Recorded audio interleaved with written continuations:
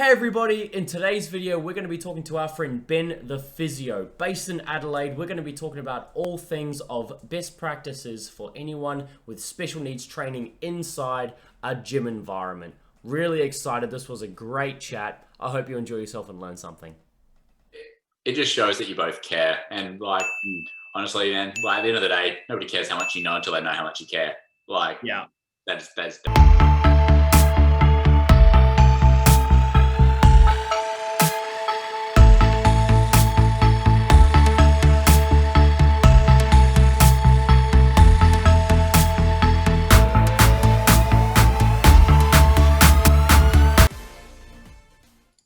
3, 2, 1.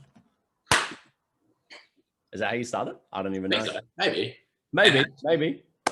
Hey everyone, welcome to what I think may actually be the first ever Flying Kiwi podcast. I've never hosted one of these before and I have no idea what I'm doing. I've been lucky enough to be on a few in the past, but I've never really scheduled anything to record, to put out to the masses like this until now. So I'd like to welcome my great mate, Ben. Mate, say hi. Hello. This is the first podcast I've ever been on, so good. please be kind. I beg you. We're beaming with confidence. But it's lovely to be in the presence of the Flying Kiwi himself. So this is good. No. Well, my friend Ben here is a physiotherapist that I look to for some advice for all of the guys that we look after. So looks after Puzzles S&C down in Adelaide. Yeah. For some reason, I keep on thinking it's Canberra, but it's Adelaide. So do you want to tell everyone a bit more about what you do and why you do it? Yeah, of course. So essentially, I run a physio service in Adelaide that focuses on improving the strength and conditioning of people living with special needs. I have a cousin who lives with autism, and from that, I guess I've seen him develop throughout his life, and I've always thought I'd love to be able to introduce a strength and conditioning environment to people living with special needs. And I guess when I was working as a physio in private practice, it wasn't doing it for me. And I thought it'd be awesome if I could just join these two to get things together. And yeah, about 9 months later, it finally came to fruition in January, which has been awesome. I was training at my friend's gym in Adelaide, and when I was telling him what I was doing, he said, "Have you seen this dude called Flying Kiwi?" I was like, "Nah." And he said, "Oh, you gotta check him out. He does exactly what you do." I was like, "Oh, sick." So I had a little look, and I was like, "I've got to contact this guy." So after sliding into Mr. Kiwi's DMs, I finally got there, and we've Zoom called and chatted a fair bit ever since, which has been awesome. Yeah, actually, there's been a few calls now. And messages and things. It's actually been pretty cool. Nah, it's great. It's actually been really cool because, I started chatting to you when you maybe took on your first 1, maybe 2 clients. Yeah. And then to see the promo videos come out and the stuff on your social media, it's really cool. The ball's rolling really, really fast. Yeah. And obviously that doesn't happen unless you got happy clientele. So that's really cool to see that you were just let's go. And it's been going since, man. It's really awesome. The work's so much fun, man. I think you definitely realize as well, just because somebody starts over here and someone else starts over here, it doesn't mean that they can't get to here or above. And that's what I try to tell parents and clients all the time. They have the capacity to be super strong. Just because they start a little bit behind doesn't mean they can't get there. And yeah, it's awesome. I've seen that in some clients, and you definitely would have seen in some clients as well. One of my kids just made the state baseball team. It's just so awesome. Hey, that's it. This is so much confidence. It's the best. That's so good. That's so okay. So a technical question for you then. Yeah. When it comes to someone, for example, someone living with autism, the general take on it that is thrown around by heaps of parents and support workers is, they have low tone. Yeah. They have low tone. So first up, so everyone at home knows, can you explain the word tone and what it actually means? Because I know what people throw around is actually a bit different to what muscle tonus is. Yeah.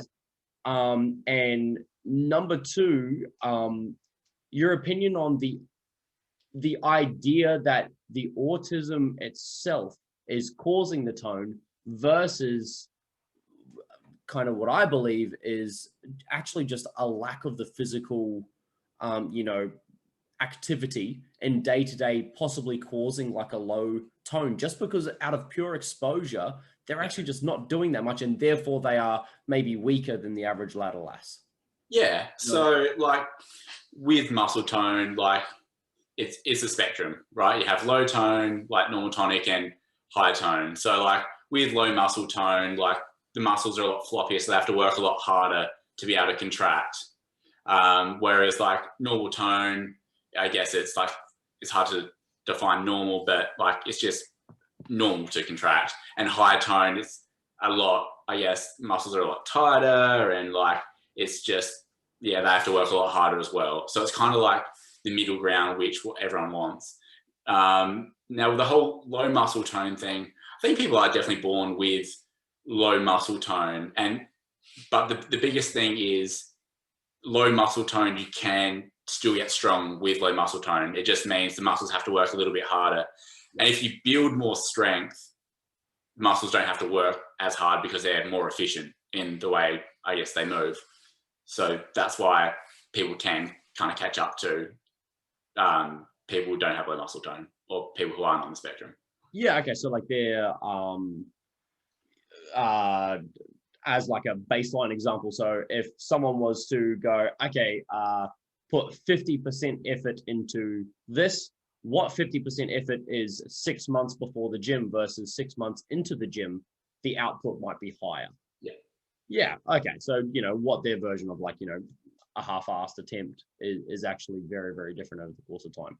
And easy to it's a lot easier to measure with a barbell. Like actually having some sort of measurable system seems to be the best way to actually be like, oh, like your strength level is at you're able to bench press 20 kilos, and over time, if you are then able to bench 40, your 50% used to be 10 and now it's 20. Hey, you've improved. Exactly. And like with the tone perspective, it 100% exists. But I try not to think about that as a be all and end all of things. Like I look at it from I look at it from a functional capacity point of view, and what could you do previously, as you said, versus what can you do now? And that's the way you measure it. Because as I said, tone's kind of on the spectrum as well. Like you don't know, muscle tone doesn't really change per se, significantly anyway, I don't think, but capacity does change. And that's the best way to measure. And like people are excited by their capacity to do more than they could previously. That's why they come to you. So like that's what you should measure. You should measure what is meaningful to the person. Yeah, actually that's a very, very good point. Yeah. What are like if for example you had a parent come to you or a support worker come to you with their client and they said, hey, we want to be stronger, just outright, we just want to be stronger and fix low tone. That one comes in a lot. And fix low tone. What measurable standards would you use to talk to them about it? And how would you go about not necessarily training it, because we understand it would likely be resistance training, I'd assume. Yeah. So what tracking metrics do you specifically use? Sorry. Specifically, so depends. So it's based. So in a situation like that, they'd come to me. They'd be like, "We want to," like if they said fix low tone, I'd kind of explain to them what tone is and stuff like that. But if they want to get strong, I'd say, what particular purpose do you want to get strong for? Like, where do you find you are like, or your child is weaker, and what do they want to be able to do easier or for the first time?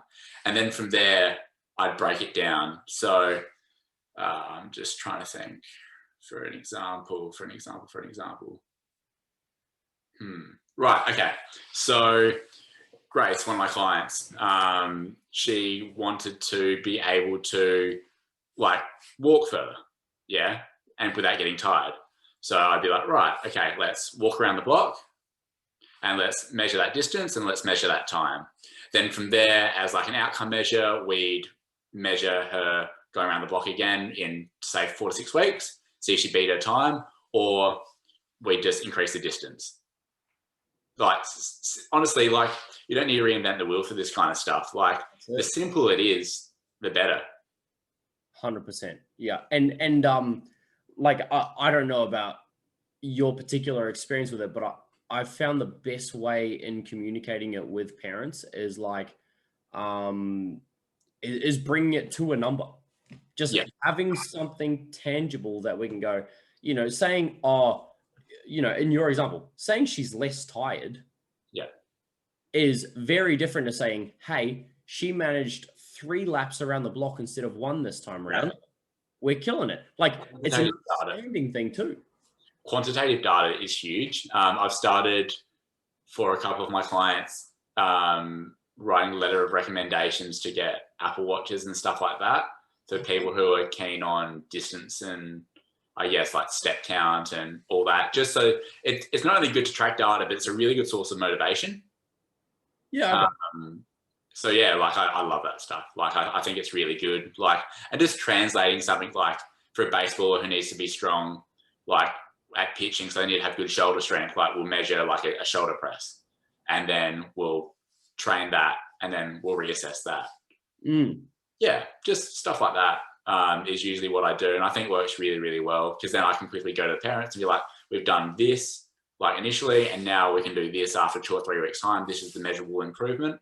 And I think then once they can realize like how beneficial, I guess, things are and like that we are getting improvements, there's more motivation on like the families to keep the kids coming to the sessions. Yeah, that's it. And it's not even a keeping them coming to the sessions is not even a sales thing. It's you understand and have clearly already shown that by attending your sessions, they are improving. Yeah. That's not you trying to be a salesman. That's saying, hey, we're making great progress here. We'd love to keep that going because the health and well-being of your client is improving. Like, exactly. We're trying to help. Exactly. I mean, going back to Grace, her motivation was to be able to like, walk further and stuff like that. But she wanted to be fit and strong to be able to go to the Wiggles. So like we got that sorted. She went to the Wiggles last Tuesday, actually. Oh, dude, that's so cool, man. I love that. It's huge. Dude, is that so she could get there and just, like cold spaghetti everywhere? Oh, yeah. We've got it all. Don't worry about that. I'm learning them all. I'm learning all about, I don't even know if this is the Wiggles, but Captain Feathersword and Henry the Octopus and mate, you're all over it. Yeah, nah, we do the actions. We actually use the Wiggles characters on the sled. We do sled pushes with the Wiggles characters on there, taking for a ride. Classic. It's good fun. That's so good. Oh my goodness.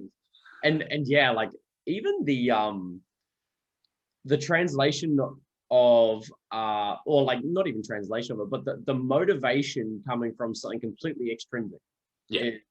So valuable because like, a lot of the guys I look after personally, if I said, hey, I know you really want to get that kilo bench press, I'm like, nah. But if I look after, young Joe and I say, you're gonna bench press like a spaceman, he goes, yeah, I do. And exactly. Like getting him into it is so much easier using something different, Hey, cool. Astronauts are big and strong, and he goes, all right, sweet. And look, it's not like it's a false statement. Like astronauts do have to be strong. They have to be, in fact, they actually do so much resistance training when they get back to Earth, right? But for him, it's if we can improve his bench press and his deadlift and his cardiovascular, ability by talking to him about other things, then hey, that might just be the way we go to make sure we look after his health and well-being.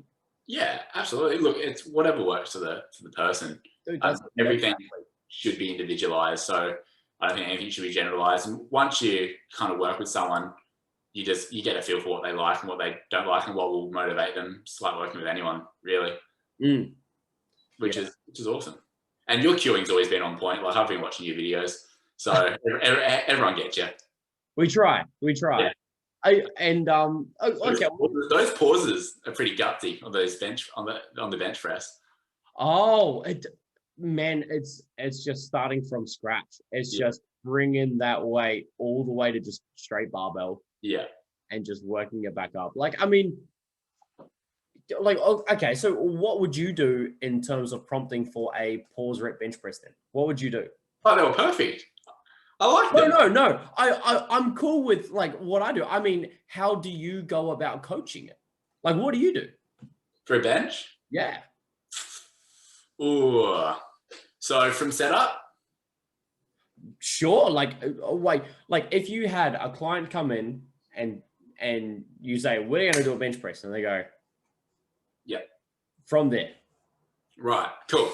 So the way I usually go about that would be I'd show them exactly what I'm doing. And I'd use like, I guess the visual example first and be like, right, this is what we do. And then I'd get them to copy me and I'd watch them. And then I'd have a look what needs most improving. So for example, like some clients will bench press and their elbows will go out. So I'll be like, right, keep your shoulders back and try bend the bar. So when they bend the bar, they bring their elbows in by their side and they press up. Sometimes their feet go all over the place. So keep your feet in one position, and usually they're okay. I try to avoid, because there's so many cues you can do for a bench press, right? And same with the deadlift. Yeah. So I try to do a visual demonstration first, and then from there I'll see what needs working on and then just cue accordingly.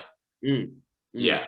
But of course, like it's not like a deadlift, the standard cue of like a chest up, butt down type operation tends to work quite well. Yeah. And then just kind of building on that to kind of perfect the movement. Yeah. Then you can get into little intricate things like switching on the lats and the breathing. The breathing is so important, but it's really hard to cue sometimes. So I tend to I leave that to last. But I find makes like the biggest difference in strength. Yeah, and having a noodle spine versus a solid spine from massive. Yeah, massive.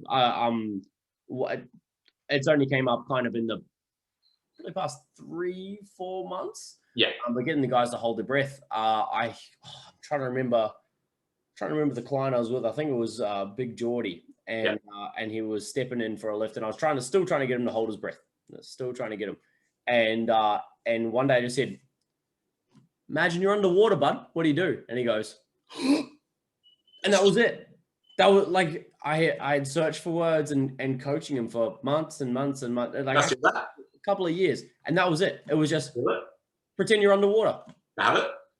Pardon? Can I steal that? Yeah, dude, of course you can. That's fine. But yeah, sometimes I'll say breathe in through your mouth, but a lot of the times I still breathe in through their nose. Oh. And it's like, come on. Yeah. All right, underwater, pretend you're underwater. Massive, game changer. Dude. And they're just like, I found Geordie and a few of the guys have just taken it on board and just gone, oh. And then they bend down and grab the bar, and I'm like, you're not allowed to blow bubbles till you get to the top. And they get all the way to the top and go, and it's funny to watch them let go. But usually they won't hold on their breath.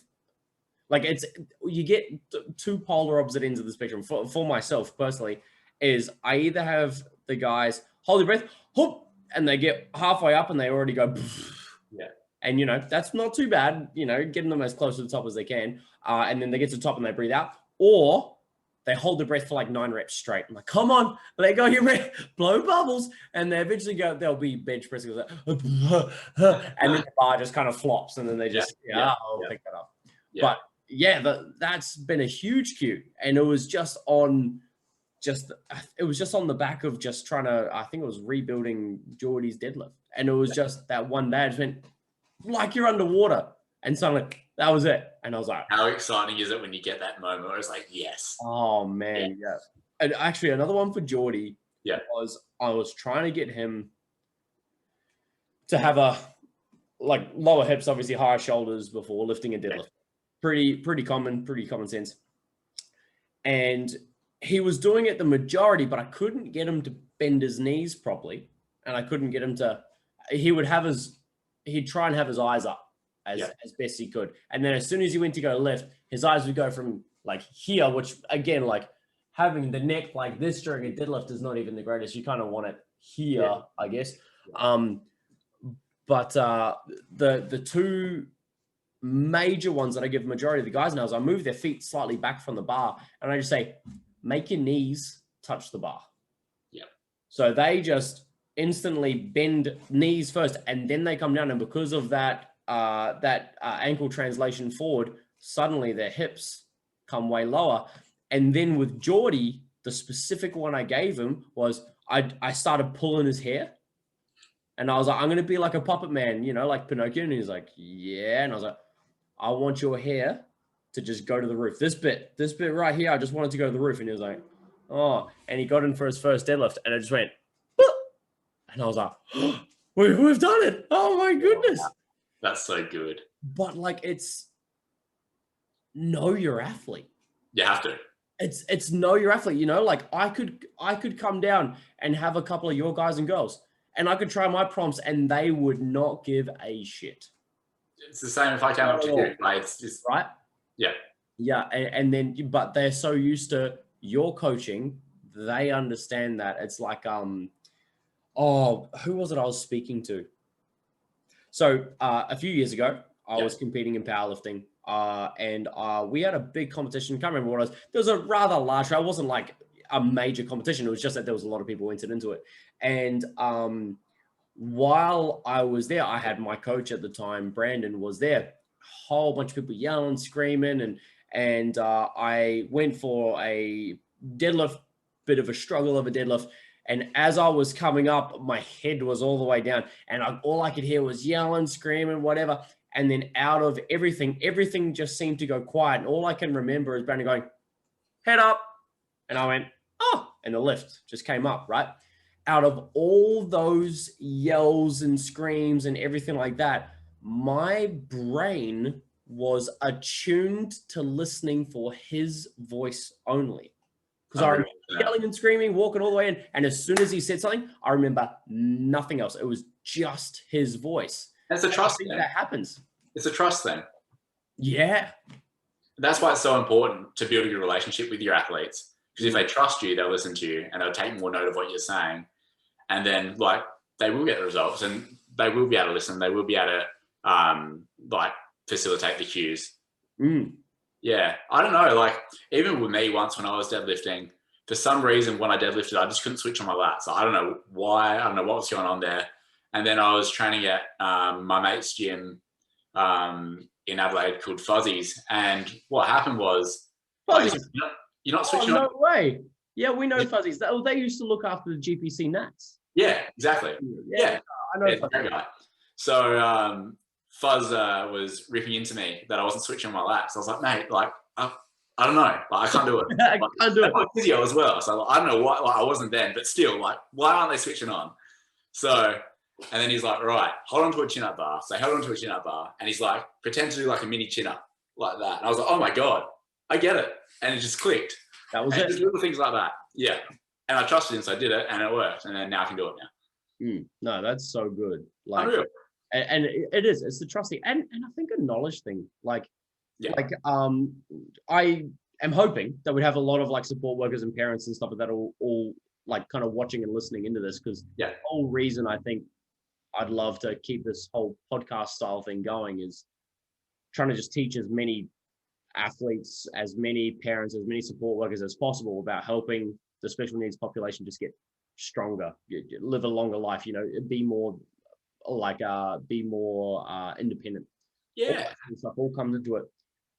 Where do you think the buck stops with exercise in terms of seeing a professional, not even PT, but like seeing a physio, seeing a chiro, or things you do with a physio, things you do with a chiro that you probably shouldn't do yourself? Now, I should specify to everyone watching and listening, is this comes off the back of, unfortunately, seeing some support workers around different gyms I've been at, looking after their, NDIS clientele, and either seeing the care factor being absolutely nil and not looking after the safety of the athlete at the time, or seeing the polar opposite end where they are putting their client through a workout that they would normally do without an understanding of coaching, without an understanding of what might actually be the safer way to move and things like that, what might feel perfectly fine for the support worker or the parent or whoever's taking them to the gym, that what feels safe for them and feels comfortable might actually be pretty detrimental to like the client. Like, where do you, I mean, let's just discuss, like, what would your steps be? Like, what would you do? So as you probably realize, I'm pretty big on individualized training and stuff like that. So the thought of, I guess, someone who's never exercised before just going out and training with a support worker who like probably has a fair bit of training experience kind of gives me the heebie-jeebies a little bit, like kind of freaks me out. I think it's really good to just, for example, from a physio or an EP point of view, like book the client into an EP. Like support workers and parents and stuff are around so frequently, right? And they have the capacity to make such like significant change, like positive change in their loved ones. So go to a physio appointment with them, and I guess the physio can do an assessment or the EP can do an assessment and can program appropriate to what the loved one is at, where they're at, and then learn the exercises. And then there's no reason why the support worker or the parent can't take their child through the exercises. Like do a session with the physio, do a few sessions with the physio or EP, and then from there, like there's no reason why they can't be coached into it, provided they follow the program. I think it's really important for everyone to have access to exercise and feel confident and comfortable exercising. And unfortunately, not everyone has enough, I guess, money in their budget to be able to afford physio and personal training and exercise physiology all the time for those exercise sessions. So I think it's awesome that support workers and parents do take their kids through exercise programs, but I think a way to step it up from their point of view would be engage in the physio sessions and exercise physiology sessions and personal training sessions while they're around, get confident in cueing them and learn the cues that the EPs, PTs and physios do. And then from there, like, there's no reason why they can't join in and take them for a few sessions, because like, keep exercising. We want it to be a way of life. We don't want it to be just when we're seeing them. We want it to be all the time. Yeah, 100%. I was lucky enough to have a few of the parents and support workers come along last night to like a nutrition evening with one of our friends, Tom. And when we were in there, we were just kind of talking about food and talking about, intakes and stuff like that. And one of the hard bits to put across was, or not even hard bit, but something that's kind of a bit more difficult to explain, is like, it doesn't matter how hard us as coaches or as physios, we try and smash the client inside the session, or get them training or get them whatever. If we're trying to get them, for example, to lose weight, right? If that client is training with us twice a week, fantastic. We can try and do all the strength work and all of the rehab work and whatever else that we've got going on for them. We can try and get them to do that for those 2 hours a week. What a lot of parents and support workers probably just don't, it's not that they don't understand, they just don't get what calorie input and output is and stuff. But if we've got them 2 hours a week, there's another 166 hours of that week that we don't see them. Exactly. If we're trying to get them to, for example, lose weight, man, there's only so much we can do. The average client I've got comes to one PT session and one strong heart session. So like usually 2 Flying Kiwi kind of themed things a week. Man, outside of that, even if that's 4 hours of strong hearts, 1 at the gym, that's 5 hours out of your 168 of the week. Do you think that we are going to make the most difference? Absolutely not. And I think that's where it comes down to the therapist in any given field to have the capacity and understanding to educate the kids, the support workers and the parents to enable them to provide them with the best quality of life and the best health outcomes, because they're coming to us for our expertise, and there's nothing more that frustrates me than someone just going to a physio or anyone anywhere and just the physio just does something with them, doesn't educate them as to why, the importance, and then just discharges them. It's like, you've learnt nothing.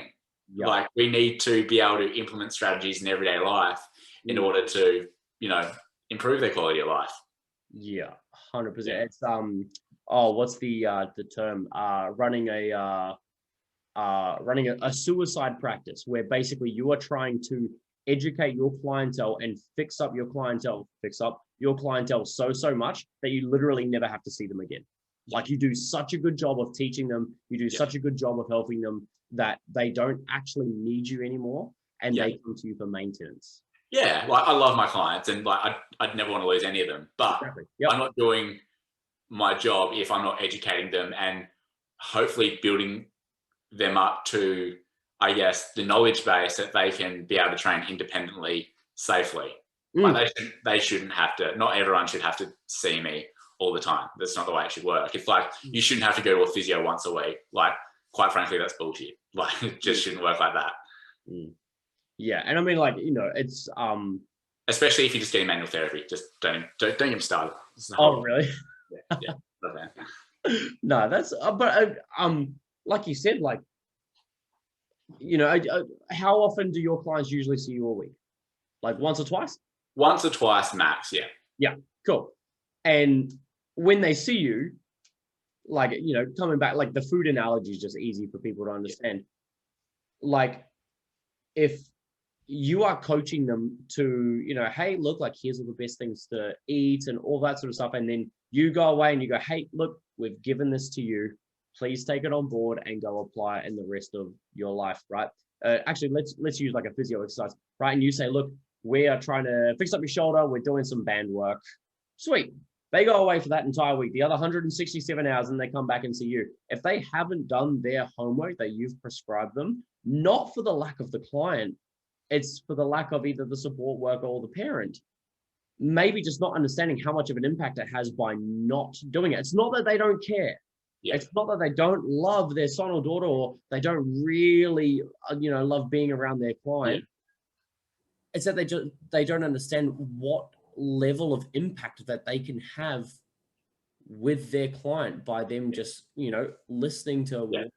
Absolutely. And that's where it comes down to education from the therapist or the trainer to say, look, hey, I need you to do these exercises, but explain why. Like, the why is the most important thing ever. Yeah. Like, you want to get better at basketball, you can't just play once and expect to be good. Like, you want to get better overhead strength, you can't just do it once and expect to be where you want to be. You got to do it more. Yeah, that's it. Yeah. And it does become difficult too, because, like, as I said, it's not like the parents and support workers don't love them, right? They want the absolute best for them. It's almost just that lack of understanding of not what they are doing, but possibly what they are not doing, and the impact that might have over the course of a longer period of time. Yeah. And yeah, it does make it super, sorry, car's going past. It does make it super hard to almost, it's an impossible thing to quantify, isn't it? Like, are you not doing this week? This is how much longer it's going to take. Yeah. That makes, no change. Like, again, the food analogy, I was talking about it in a video recently. If you eat one extra apple a day worth of calories, so 60 to 80 calories, I think it worked out to be. If you eat an extra apple a day, so your maintenance calories is 2,000 and you eat 2,080 every day over the course of 5 years, you'll gain 20 kilos of body fat, right? Is the apple healthy? Well, yes, but is it good for you long term? If you're overeating, then, possibly. And it's just not understand, like, this is fine, just avoiding it once. Oh, actually, that, like, the half a degree rule on a golf ball, right? Like, if you are off by half a degree when you swing and hit a golf ball, after the first meter, that's barely made a difference. But after 50 meters, 100, 200, the the differentiation of the result is so massive over that long term. Like it's getting in early and trying to make those early changes to routines, to doing the exercises the physio has given you, that the EP, the exercise physiologist has given you, it's almost just some parents or some support workers just go, the physio will fix it. Yeah. That's not it's hard. It's hard. It's really hard. One of my clients that I was saying, when we retested him, he got a bench personal best, which was awesome. But unfortunately, we measured, he loves quantitative data as well, so we did the beep test. And his beep test result didn't improve, unfortunately. And he was really good with the strength training, but we didn't do nearly enough cardio training. And I think he was a bit disheartened about his beep test result not improving, which is fair enough. He trained for 6 weeks and he wanted it. But I think that was a really good, learning tool for him, that he could realize, all right, hey, if I don't put in the work, then I'm probably not going to get the results. It's not all on the physio, it's not all on the S&C coach. It's kind of on me as well. So as a result, he downloaded Strava, and now he's going for more walks and runs around the block and stuff like that, which is cool. So I think failing sometimes is actually a really good lesson. No one likes to fail, but people do learn from it. Oh, absolutely. That's an interesting point too, of just coming back to the quantitative result. You had the client go through a bench result, as well as a strength-based result, as well as a cardio-based result. Just going to the gym doesn't just improve your going to the gym. It's doing the resistance training inside the gym as well gets the result. It's if you stretch every day, you're going to get a better flexibility test. It's if you do manage to walk or jog most days, then you're going to get a better result. It's not just what you do at the gym that's going to make you better at the gym as a whole. Yeah, exactly. Any chance someone has to do some form of exercise will be beneficial. And it doesn't need to be in the gym, just going on hikes. And, I love fresh air, so going on hikes and stuff like that will build your aerobic capacity. It doesn't need to be specifically a run with a personal trainer or a physio. There's so much you can do in your own spare time that you may actually feel confident to do, not around a physio, which will translate to better results. It's consider it an accessory exercise. We deadlift because we want to get a better deadlift, but we also do accessories like bent over barbell rows and pull-ups and stuff like that, because it will in turn help our deadlift. Yeah. So things translate. Yeah, the multiple angles at something for sure. Yeah. When it comes to what support workers and what parents could do to help their clientele, what are some baseline things that seems to be pretty common across the board for you to talk to parents or support workers about to help improve kind of the life expectancy of the client? It's a good question. The biggest message, I have 2 huge messages that I reiterate. Is the first one I've already touched on, which is if you start, here and someone else starts here, it doesn't mean that they can't get to here or above. So it's just about capacity building. So that's number one. But I guess the other one that I reiterate heaps is the best exercise is the exercise that gets done. And the exercise that gets done is the exercise that you enjoy. So exercise needs to be enjoyable. Dude, I love that. I don't like riding bikes. I just don't like it. And if someone told me to go for a bike ride and all of a sudden said that's the only physical exercise I could do, I just wouldn't exercise. I don't like it. Someone would tell me eat a tomato. I don't like tomatoes. No, I'm not eating it. You can't make me. No. Yeah. But if I like it, it's a different story. So being able to find out what exercise that your loved one or your client likes is huge, is massive. And then you absolutely just go do it with them. Like if they enjoy like going on hikes and stuff like that, awesome, do it. But if it comes to like the gym stuff or like you want some programming done, go to a physio. Be like, hey, like my son really likes doing weightlifting. Is there a way that you can help me educate my son, or is there a way that you can work with him or program him so I can, I guess, translate my knowledge over across to him when I work out, yada, yada, yada. Just figuring that out is really important. And then just getting someone who will be able to work with you as a person. Like a parent, I work with someone who has a parent who's like really, really knowledgeable when it comes to weights. Like great runner, great weightlifter.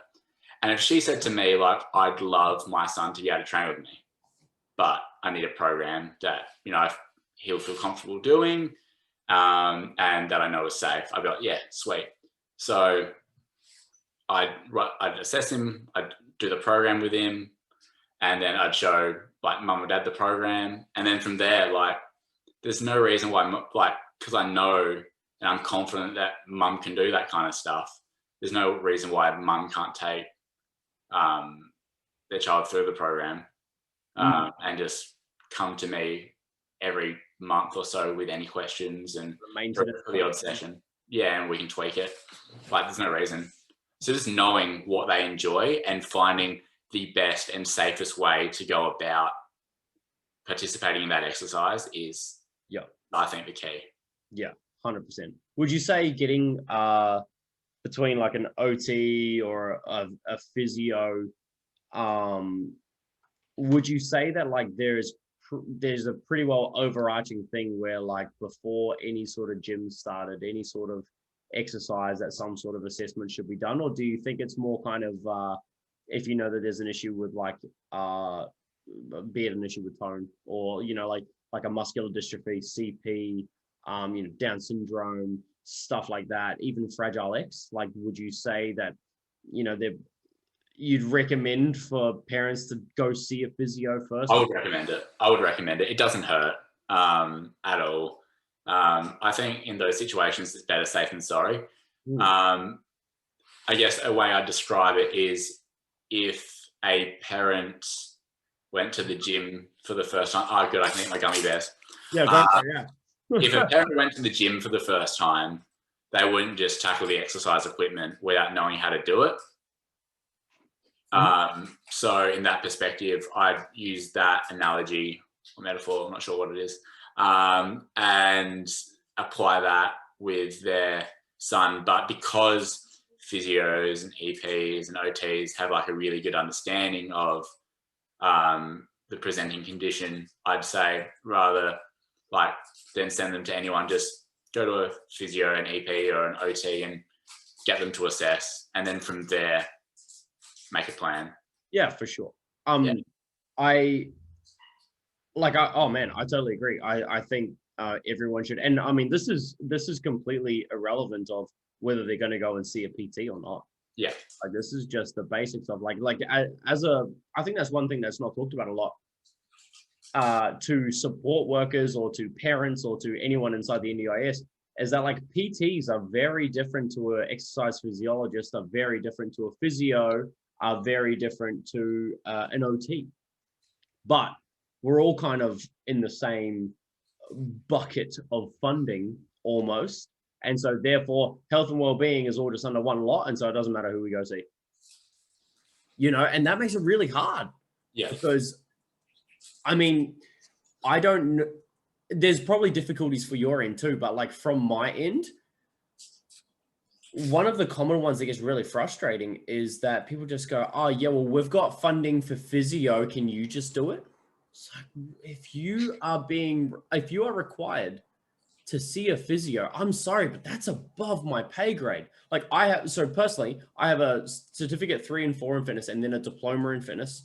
And then, you know, a fair amount of experience in weights and a bunch of other sport. You're a guru. I see what you do. You're good. No. What I'm saying is my job is I am only really allowed to help try and change the movement pattern of something I can see. Anything below skin level is not my job. That is not inside my scope of practice. When someone says, oh, well, I've got like a bit of a, I've got a niggly shoulder, or I've got, like this is back obviously when I had Gen Pop guys, oh, like my shoulder clicks, and I've got a bad rotator cuff, and my hips bung. Fix me. It's like, well, actually, not my job. But if you go and see a physio and the physio says, hey, these are the issues you've got. This is not strong. This is not strong. This is not strong. And this here is way too tight. And this is way too tight. Go see a PT, work on this for a month, come back to us. That is my like number one operating procedure on any injury. I'm not educated enough. I'm happy to say I'm not educated enough to fix a nerve. I'm not there to fix nerve damage, to fix misfiring muscle. You can't fix cerebral palsy.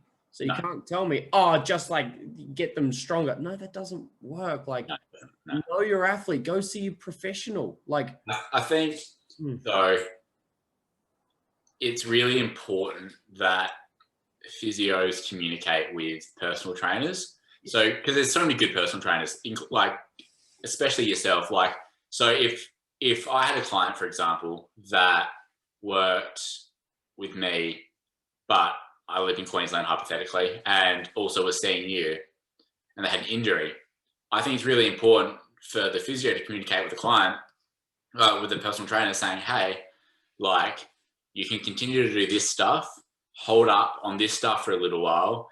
This is what we're doing at the moment, and this is why. So the personal trainer is on board, and like it just ensures the safety of the client. I think that's really important. Yeah, 100%. Like, and even like as an example, if I'm an NDIS provider, so I operate privately, I'm not like a service provider. Yeah. So under the NDIS or NDIA, whatever. Yeah. As even just a regular service provider for my insurance, if I just went, oh, the physio doesn't know what they're talking about, or I just didn't communicate with the physio, we do anything inside the gym that hurts them, that's on us. Yeah, big time. Like I never want to injure anyone ever, right? For a start. But when you get into that territory of like, oh man, I'm just not going to listen to the people that have studied for 4 years longer than me on real live, not live, but dead cadavers. Man, it's just pompous. Yeah. It's just silly. I don't understand why PTs don't work alongside physios more. I mean, like, purely from like, if there's any PTs that end up watching this, purely from a perspective of building your business, if you get a good connection with 3 to 5 physios, the turnover of physio clientele is so much higher than what the turnover of personal trainers is. You get in good with a few physio clinics, make those phone calls when they, when you want to change over a program, when you're trying to do whatever, and just genuinely help your client and listen to the person that has more knowledge than you, like the person that is much brainier than you, you'll probably grow clientele anyway. Like, that's going to do you good. Like, don't go out of your scope of practice. And like, this boils all the way back down to like a support worker. We know the support worker cares and the support worker wants to keep their job. The PT is not going to take the job of the support worker if inside that hour, the support worker is not in charge of what happens. Yeah. The support worker is there to support the client in their day-to-day goals and needs and to help them wherever they need it. When it comes to inside the PT session, unfortunately, they don't rule the roost. They are there for the, the safety, the duty of care. They're there for the duty of care. That client needs to go to the bathroom. That client needs to, get their meds in. They're not drinking enough water. They can communicate all of that to the PT. And when things like that need to happen, hey, look, that's unfortunately not the PT's job. They will, I've helped out plenty with, clients that aren't feeling too good or whatever. Like, that's not difficult. But when it comes to like actually being inside the gym, listen to the professional. Of course. We want to help too. Yeah. You know, Yeah. like the PT is not there to take the support worker's job on that hour. Support worker's probably still getting paid. Yeah. Right? And Yeah. they get paid to just chill out. Yeah. Like, let us do our thing. And then when that comes to the PT having someone that sees a physio, the physio is not going to come to your gym and take them for 2 sessions a week. The physio is going to program from afar and then have your client like, once a month. And then you get them for the rest of it. Don't work against people that want to help too. Yeah. It's difficult. Yeah. Yeah. It gets challenging sometimes. It does. I think that's a lot of the time they just care so much about the kid that they don't necessarily know the PT or the physio that well, that they haven't really built that trust yet. So they're still not too sure what they have to say is correct, and they're not willing to let go of the reins yet. And yeah, it's hard to get over. Yeah. But it can be done. Persistence. Yeah, that's it. And building trust, I think, is huge. Like if you really get on with the client, very quickly the support worker seems to get on with you. The only time I've had minor issues with support workers is when they also train too. Sounds silly, but the more knowledgeable that the support worker is, the more they want to take over because they think they know better. And I'm not trying to shit on support workers. I'm not trying to shit on parents. Yeah. But inside the gym environment, we have probably dealt with a lot more different bodies than what you have. We are there to help. We don't want to injure your client either.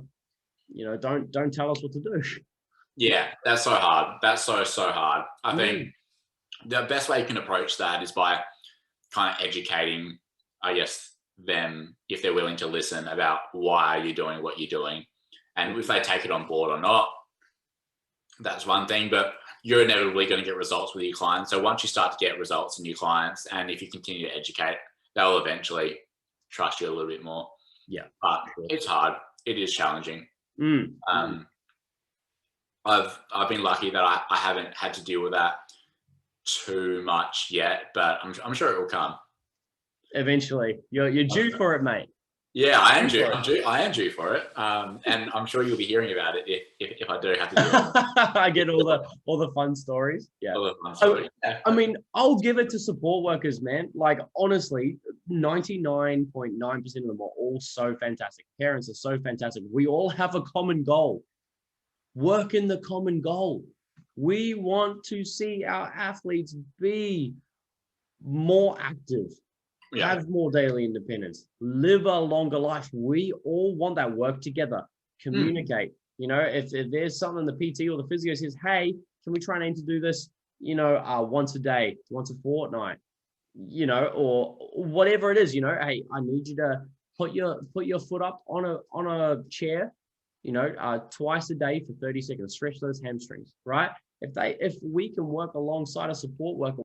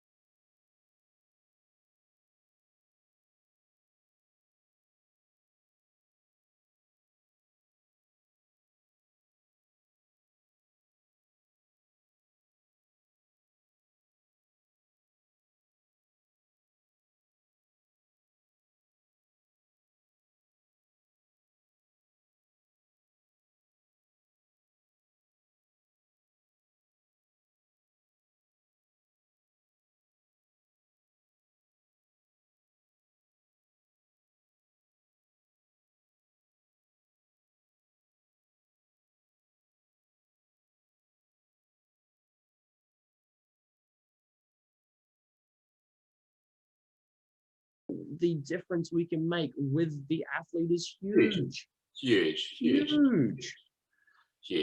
Just, yeah, it's challenging, but it just shows that you both care. And like, honestly, man, like at the end of the day, nobody cares how much you know until they know how much you care.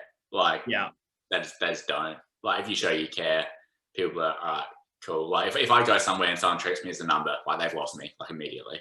Oh, 100%. They show genuine interest in me and just ask those few little extra questions. That's the difference. That's what builds trust. That's what builds comfort, and that ultimately is usually what gets results. Because you could have an awesome personal trainer and an average personal trainer, or an awesome physio and an average physio, and like they could do the exact same stuff, but you won't go back to the average one if they didn't show that they cared, because it just shows they don't care if you get results. Yeah, absolutely, dude. So it's little things. It's always the little things, man. Yeah, which makes a huge difference. Yeah. What I reckon we've covered a lot of stuff, man. What is, last question? Yeah. What is like your absolute pinnacle piece of advice for any parent or support worker working with someone with special needs in terms of a physio's perspective of what they can do to help them live like a longer, stronger, healthier life? Like what would like your number one, or if you've got like top two, what would it be? What would you give them?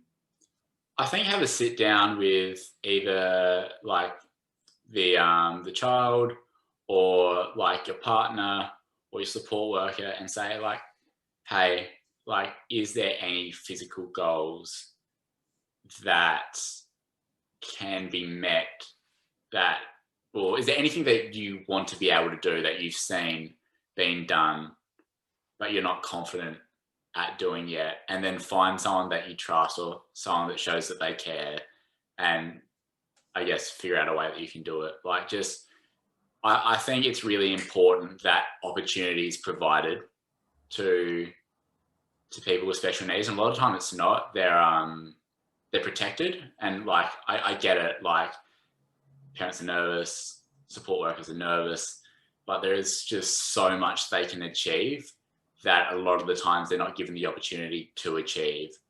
So I think it's really important that you find out, I guess, maybe like some form of like a small goal, and just like find a way to achieve it, because like that'll be the difference.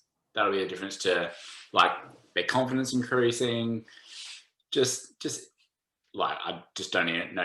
Yeah, I don't even know where to go from that, to be honest. Like, just provide opportunity to, I guess, engross in or embrace everything that like people of the Gen Pop do. Like, provide opportunity. Have a go.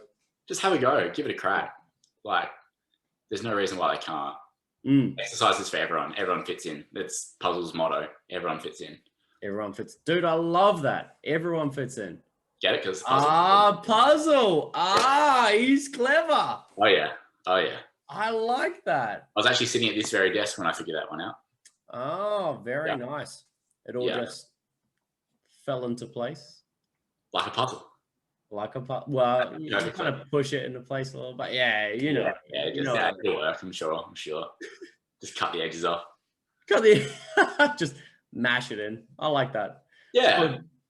Dude, thank you so much for your time, man. Thanks for having me, man. Like, you're always good to ask questions when I'm confused about things, and like your knowledge is honestly so good. So it really isn't. Even though you've said like I'm just a PT to me before, you're not just a PT. You're not. I am, dude. 100%. Like, I just do what I understand in the gym, but exactly as you said before, I just make sure everyone trusts me first by getting to know them and knowing what the tics are. I'm not doing anything special. I'm just making friends first and then producing results second. Yeah. Like, I've never actually said that. That's kind of, I like that. I might feel that too. Use that a little bit more. We'll have to clip that. So, and pretend you're underwater. Yeah, hold your breath. Yeah, that's right. Pretend you're underwater. You're going for a big bomb dive. Oh. Love it. Yeah, dude. No, it's cool. So, hey, give a shameless plug. Shameless plug, where you are, what you do. People, how can people find you? Right. My name is Ben Ferrauto. I work out of Adelaide as a physio for people living with special needs. My website is www.puzzlessc.com.au and my Instagram is puzzles.sc. I'd love to work with anyone who just wants to get really strong. So let's help you reach your goals. I like that, dude. I like that. Oh, so what I used to do for all my Zoom calls, man, is we've got to finish every Zoom call the same. So over lockdown, we did this. Give me a high five. Boop. Fist bump. Boop. Elbows. Boop. And headbutt. Donk. Thank you so much, man. Huge. Really appreciate your time, big guy. Make sure you look after yourself. I'll catch you real soon. Done. Thanks, big dog.